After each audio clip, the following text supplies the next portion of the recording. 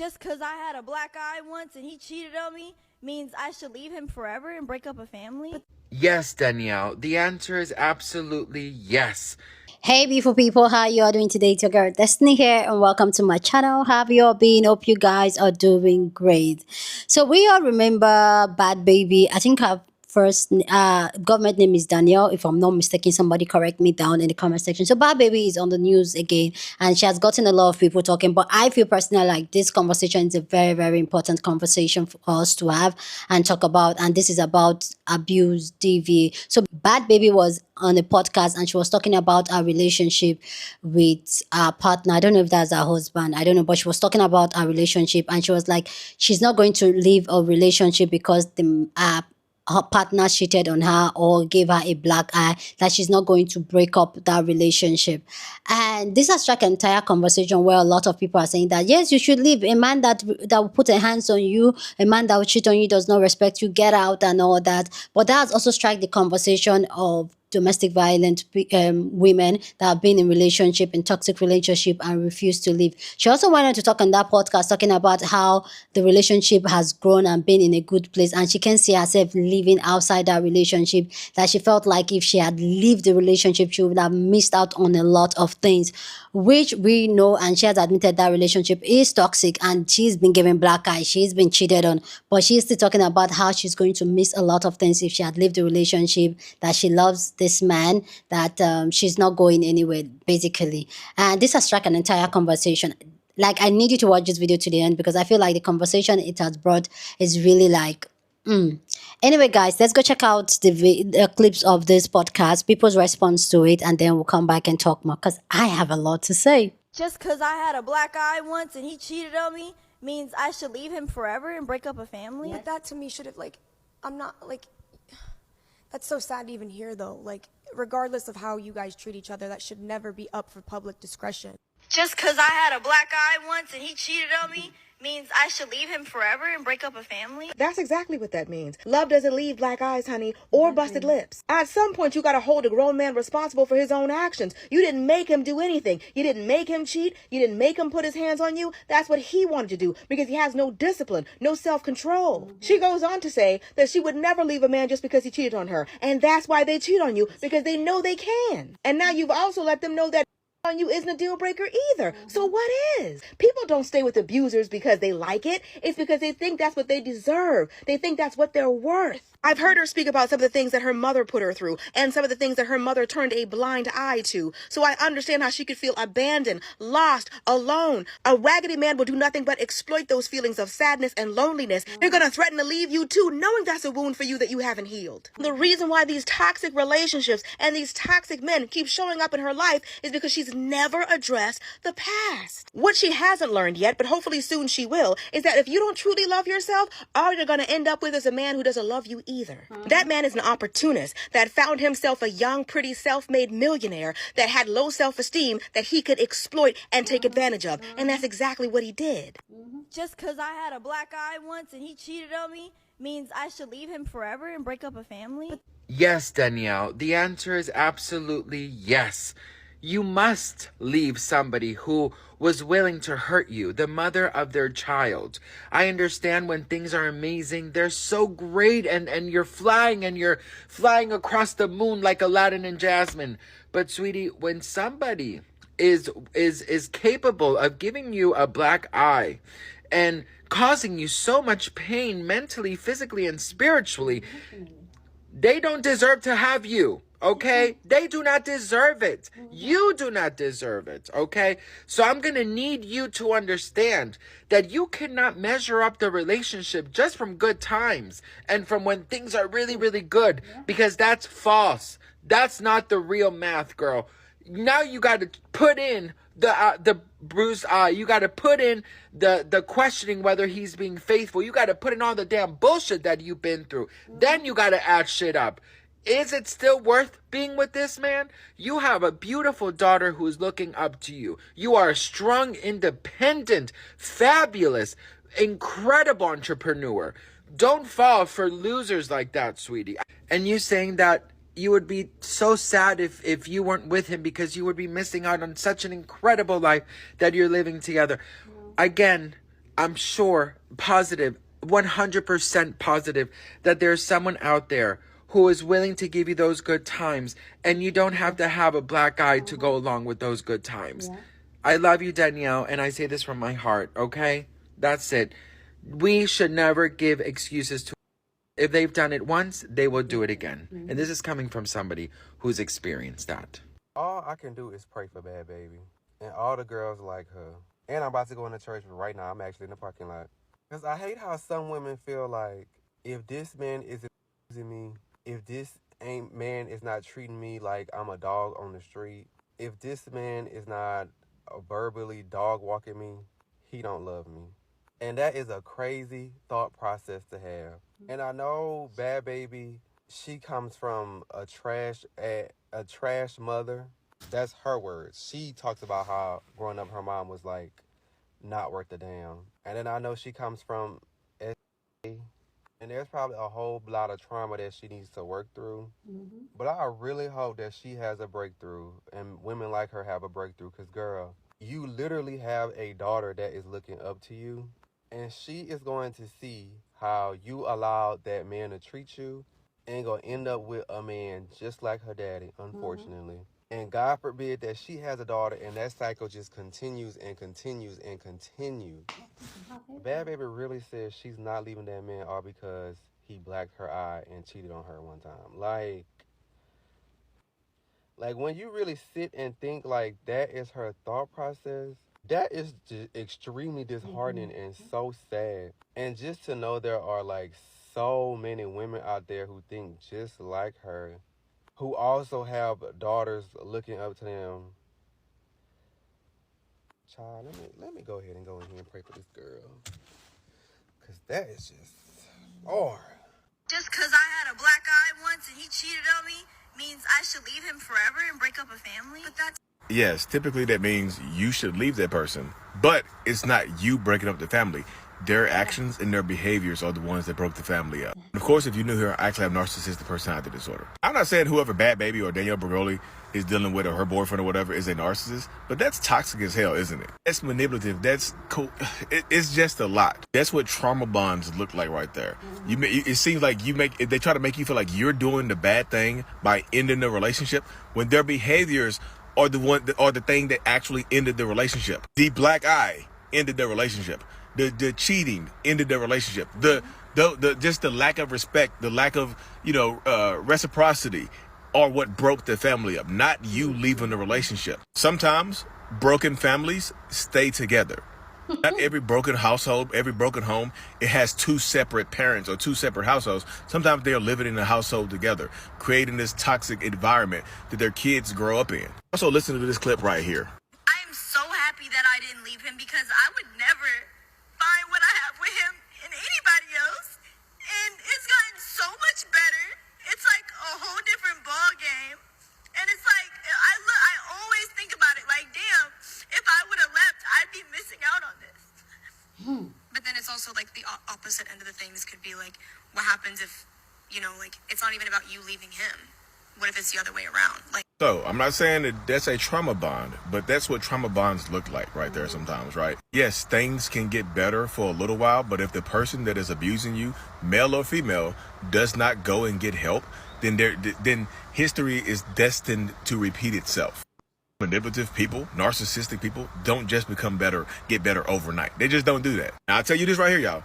Anybody can be on their best behavior for a little while. Sometimes when you're trauma bonded to narcissistic people or to toxic people, it's hard to imagine a world without that person. You convince yourself that nobody else out there in the world, out of the billions of people on this world, on this planet, nobody out of those billions of people can treat you better or do better by you, can do better than giving you a black eye, can do better than to putting you through this trauma and things like that. I think doesn't she have cancer? And to do better than to just embarrass you over and over again. This type of stuff happens. She's the one to put it out there. I don't think anybody else saw it. She's the one to put the and the line and the cheating out there for the public to see. This is not me trying to victim blame y'all, because that's not what I do on here. I just try to open people's eyes up to what toxic relationship dynamics look like. Her story right there, her sharing her story, her crying right there, could inspire other people to go back into toxicity. Well, I was thinking some people are out there looking for a sign to go back, to leave, or to stay, and they'll see their videos like, I was looking for a sign, and this sounds just like me. This sounds just like me. I can't imagine life without this person. And then you go back into that relationship and you lose your life, right? Go back into that relationship dynamic and you lose what semblance of peace and happiness that you do have. When you're trauma bonded to a narcissistic or toxic person, it makes it feel like you're losing a part of yourself when a relationship ends. It's very similar to Stockholm syndrome, when you fall in love with when the kidnapper falls in love with the kidnapper. Like, the kid starts making sense. You're like, I know you abducted me out the side of the road, and I know you had me living in this closet for about a year, but I get it. I should not have been walking on the side of the road by myself. I should not. I get it. I get it. Thank you. And they fall in love with her. Sometimes victims of abuse that are going through trauma, that have been raised in trauma, you hear her. You go listen to the full podcast, y'all. You hear her, she talks about the stuff that she went through with her mom and stuff like that. So it doesn't sound like she's had peace throughout the entirety of her life since she's been on Dr. Phil, before Dr. Phil. How about that? You catch me outside. How about that? She was trying to fight Dr. Phil. She was trying to square up with him. You see, when you grow up in non-peaceful households, in broken households, and you deal with broken people, you have broken people as parents, how it can reflect and kind of like reappear in your adult relationships with partners. I wish that girl the best, right? Because I know she got a lot of scrutiny on her. She got a lot of stuff going on, but she done said and done some crazy ass stuff in the public eye, right? And a lot of these relationship dynamics, they'll have you blaming yourself for the relationship ending. They'll have you blaming yourself for getting cheated on. You know what? If I wasn't sick and I would have slept with you 14 times a week, then you might not have cheated on me. I'm sorry I only gave you the buns 13 times. That must be my fault, right? They'll have you convinced that the is your fault. Like, I'm not anybody but you. You made me cold. You made me out of a moving vehicle. You made me buy you. You do that with your mouth. You got a mouth. How about that? You see what I'm saying? Again, y'all, this is not the victim blame. This is try to show other people. I'm using her story to try to show other people that if you've been and lied and cheated on, it does not mean you should go back into that relationship. I wish the best for her. Seriously, I wish the best for her. But don't let that inspire you to go back into toxicity, because you see, if you're looking for a sign, that ain't it. This is it, to not go back, right? If you're looking for a sign, like, Lord, please, you on your hands and knees begging the Lord to send you a sign. The Lord sent you this video to not go back. The Lord sent you this reaction to not go back into toxicity, to not give your physical ex another chance, because the next time they get physical, it might be the last time you're on this earth, if you catch my drift.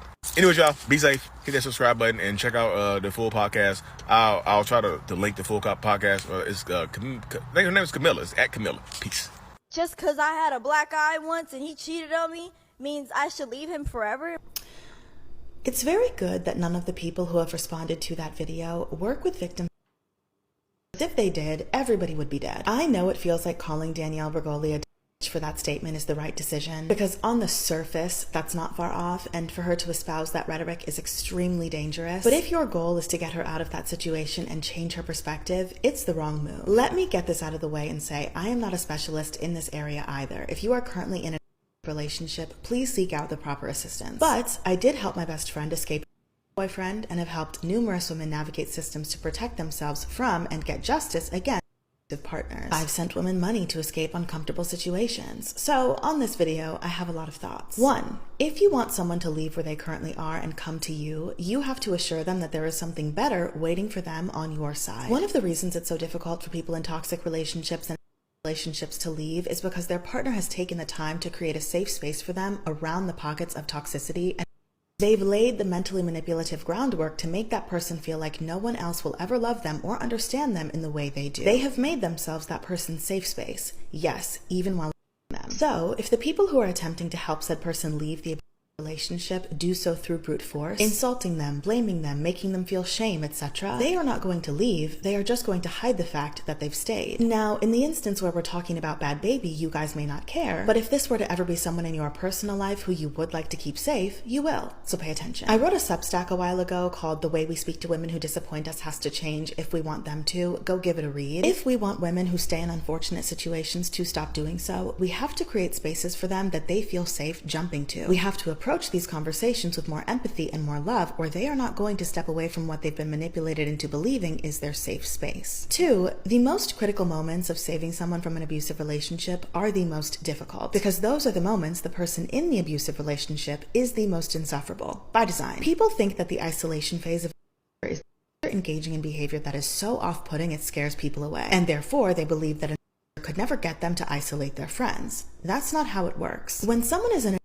relationship, the way they isolate their victim is by planting seeds of doubt in the mind of their victim that leads the victim to engage in behavior that is off-putting and scares people away. Whether it be the victim no longer trusting their inner circle because of what the abuser told them and they therefore become distant, flaky, combative, argumentative, or it be them refusing to see the faults in their relationships so severely that their inner circle no longer wants to be around them, to listen to them complain, only to go back, etc. Bhad Bhabie is engaging in behavior that most people would hear and see and say, yeah bitch, you're fried, good luck, and leave. Understandably so. However, that is exactly what an abuser would want. That is the exact moment it is most crucial to stay. While Camila said a lot of things I would not have said in that interview, there were many points where she was absolutely saying the right thing, especially as someone who isn't trained to handle women in situations. She made herself appear safe to Danielle. She didn't overtly judge Danielle in a harsh way that would make Danielle retreat. She didn't pose herself as a threat to Danielle's partner, who was in room. Mind you, she made suggestions about keeping both of them safe that weren't pointed or likely to rock the boat. Again, it wasn't perfect, but it was better than people are giving her credit for. 3. Being in a relationship alters your brain chemistry and severely damages your self-esteem. People who already deeply struggle with self-love are prime targets for.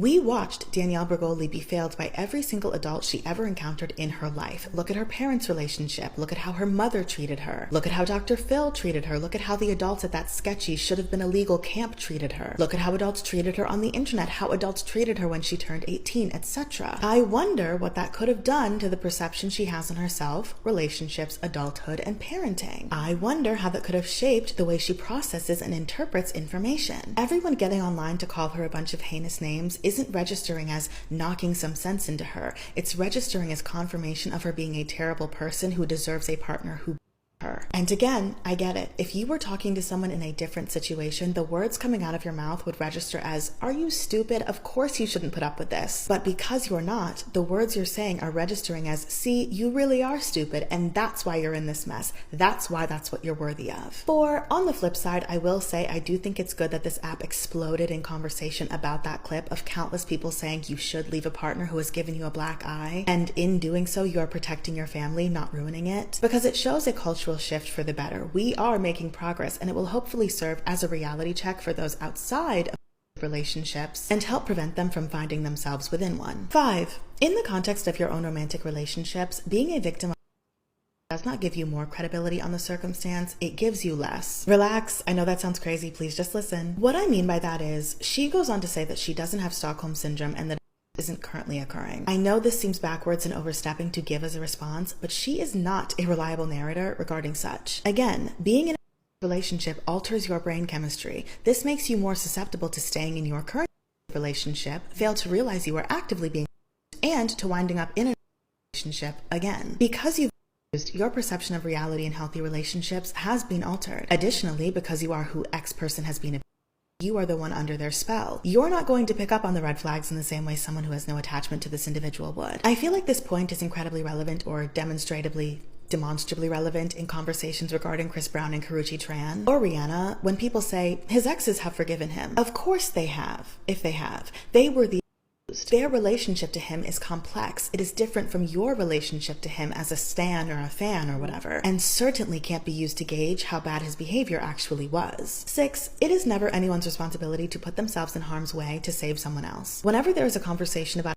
relationships, especially centered around what you should or should not do, people inevitably get attacked for not wanting to potentially put themselves in harm's way to try and save their friend. And to that I say, that's completely understandable. Rescuing people relationships is specialized work that requires training, and it's also dangerous work. I obviously don't believe you should abandon your friends, but I also don't believe we should strip the nuance from how difficult it is to be the friend or relative of someone in relationship. This video is not me telling you to endanger yourself. It is the job of the properly trained authorities and professionals to handle those situations. They are better suited and it is much safer. I feel like I had another point, but to be honest, I don't remember what it was. So I'll close out by saying a lot of you are good people and have good intentions, but your cognitive dissonance makes you unable to connect your intentions to your actions, especially in trying situations. I am sure you're all in favor of protecting women from partners, which is why you say things like, yep, and she's still gonna bring him home. You are saying such to point out how foolish it is to do that because you want to keep her safe. But in reality, because you don't understand how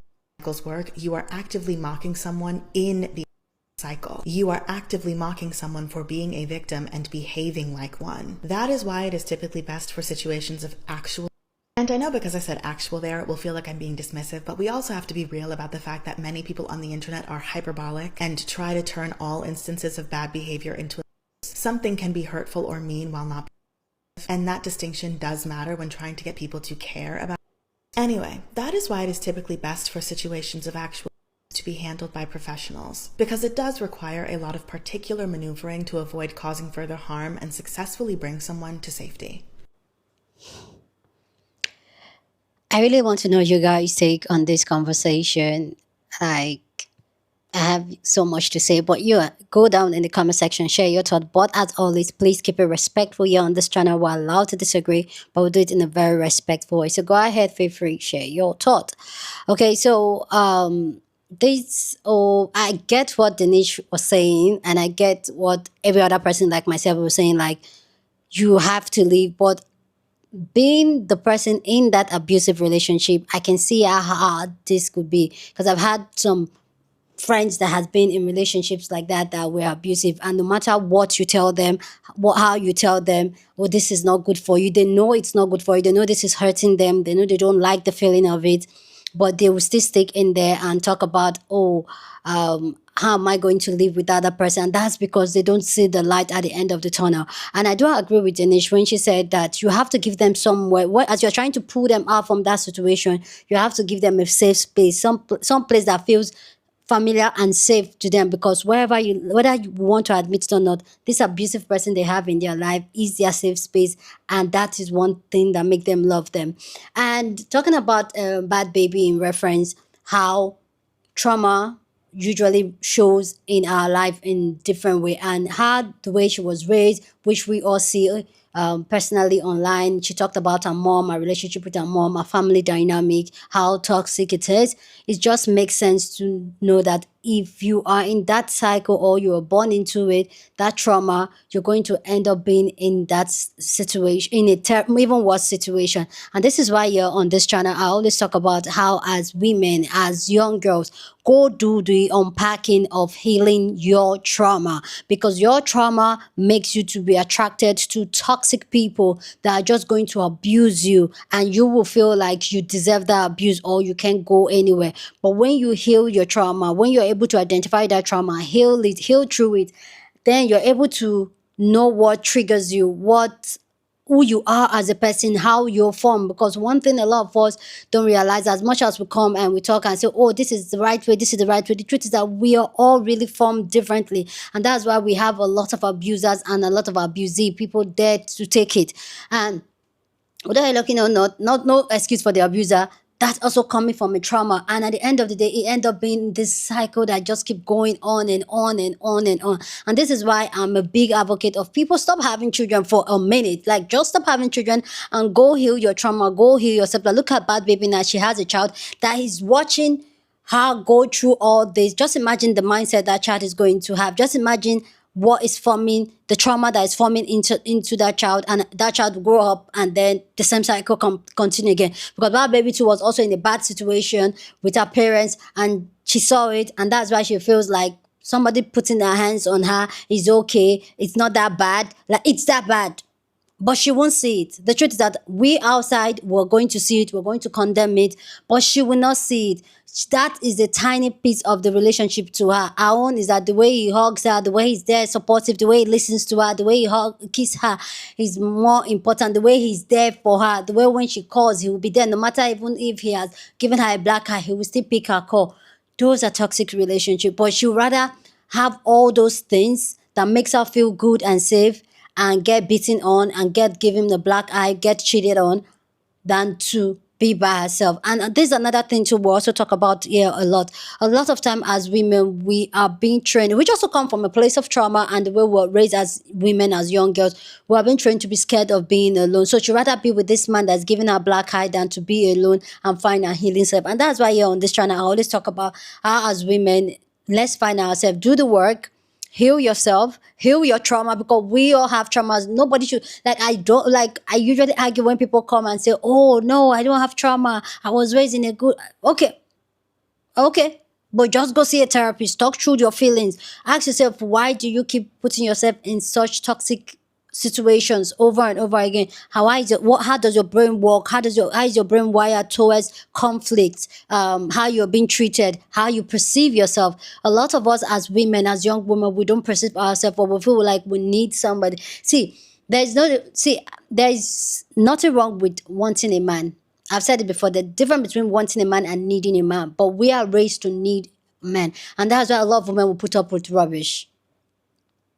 A lot of women will put on with rubbish, but when you've healed yourself, you've done the work, you can identify yourself, you have peace in yourself, you love yourself, you're selfish about yourself, you're protecting yourself. You're going to put yourself first. You're going to ask yourself, how does this situation serve me? How does this? And then you'll be fine by being by yourself. You'll be fine by having your peace by yourself, rather than you being in a toxic relationship, but you rather having peace than to have that. But we all know Bhad Bhabie is going through it. And I do hope that she finds the help and have the solid system outside her husband. I don't know if they're married, outside the man, that she can find peace, rest, and the strength to get out.